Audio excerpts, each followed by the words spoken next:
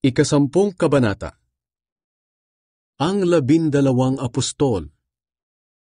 Tinawag ni Jesus ang kanyang 12 tagasunod at binigyan sila ng kapangyarihang magpalayas ng masasamang espiritu at magpagaling ng anumang sakit at karamdaman. Ito ang mga pangalan ng 12 apostol. Si Simon na kung tawagin ay Pedro na siyang nangunguna sa kanila, si Andres na kanyang kapatid, si Santiago at si Juan na mga anak ni Zebedee, si Felipe, si Bartolome, si Tomas, si Mateo na maniningil ng buwis, si Santiago na anak ni Alphaeus, si Tadeus, si Simon na makabayan, at si Judas Iscariote na siyang nagtraidor kay Jesus ng bandang huli. Sinugo ni Jesus ang 12 apostol. Sinugo ni Jesus ang 12 tagasunod niya at pinagbilinan.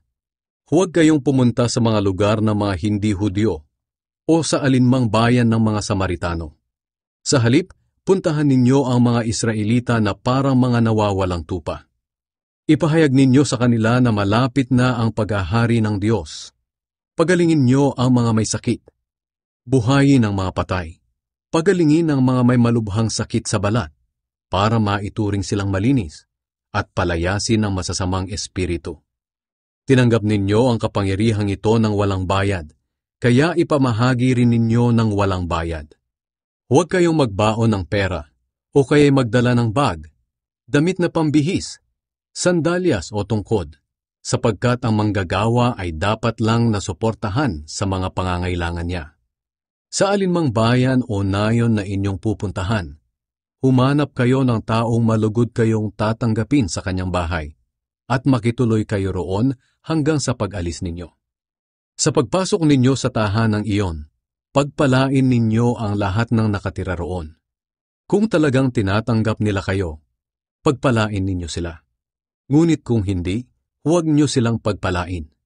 Kung ayaw kayong tanggapin o pakinggan sa isang tahanan o bayan, umalis kayo roon at ipagpag ninyo ang alikabok sa inyong mga paa bilang babala laban sa kanila.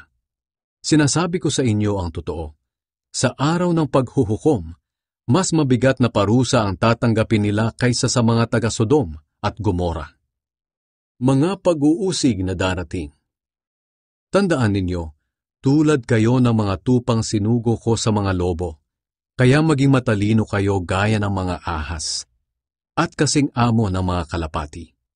Mag-ingat kayo sa mga tao, dahil dadakpin nila kayo at dadalhin sa hukuman, at hahagupitin nila kayo sa kanilang mga sambahan. Iimbestigahan kayo sa harap ng mga gobernador at mga hari dahil sa pagsunod ninyo sa akin. Magiging pagkakataon ninyo iyon para magpatotoo sa kanila at sa mga hindi Hudyo ng tungkol sa akin. At kapag dinala kayo sa hukuman, huwag kayong mag-alala kung ano ang sasabihin ninyo o kung paano kayo sasagot, dahil ibibigay ng Diyos sa inyo sa sandaling iyon ang sasabihin ninyo. Sapagkat hindi kayo ang magsasalita, kundi ang Espiritu ng inyong Ama. Siya ang magsasalita sa pamamagitan ninyo. Sa panahong iyon, may mga taong ipagkakanulo ang kanilang kapatid para patayin. Ganoon din ang mga ama sa kanilang mga anak, at ang mga anak sa kanilang mga magulang. Kapopootan kayo ng lahat dahil sa pagsunod ninyo sa akin.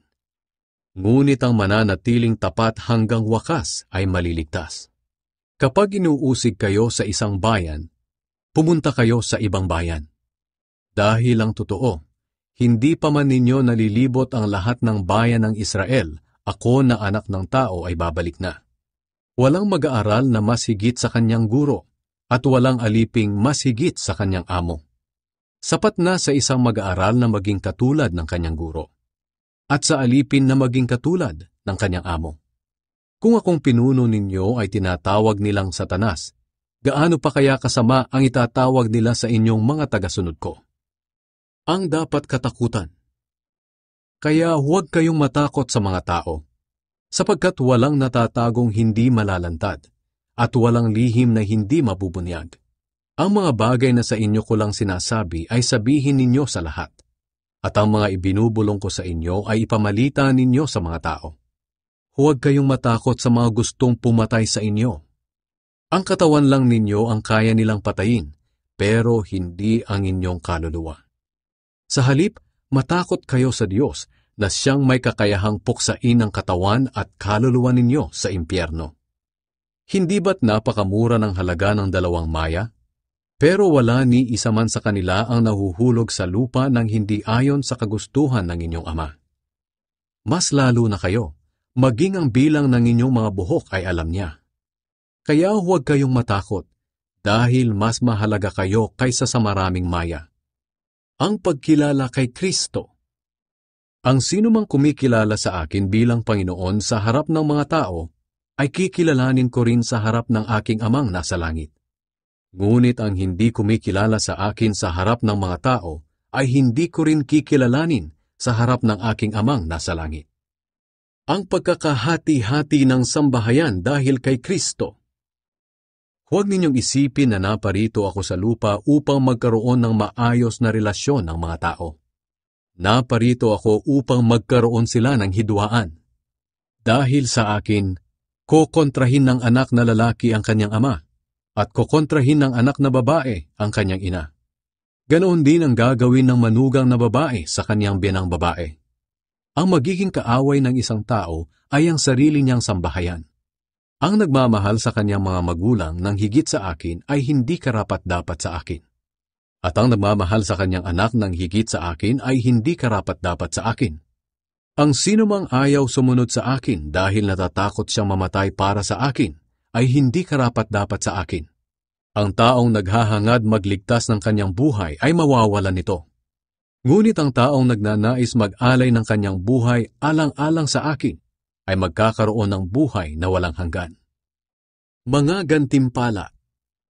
Ang tumatanggap sa inyo ay tumatanggap sa akin, at ang tumatanggap sa akin ay tumatanggap sa nagsugo sa akin. Ang tumatanggap sa isang propeta dahil sa kanyang pagkapropeta ay makakatanggap ng gantimpalang naaayon para sa isang propeta. At ang tumatanggap sa matuwid na tao dahil sa kanyang pagkamatuwid ay makakatanggap ng gantimpalang naaayon para sa matuwid na tao. At ang sinumang magbibigay ng kahit isang basong tubig na malamig sa pinakahamak kong tagasunod ay tiyak na makakatanggap ng gantimpala.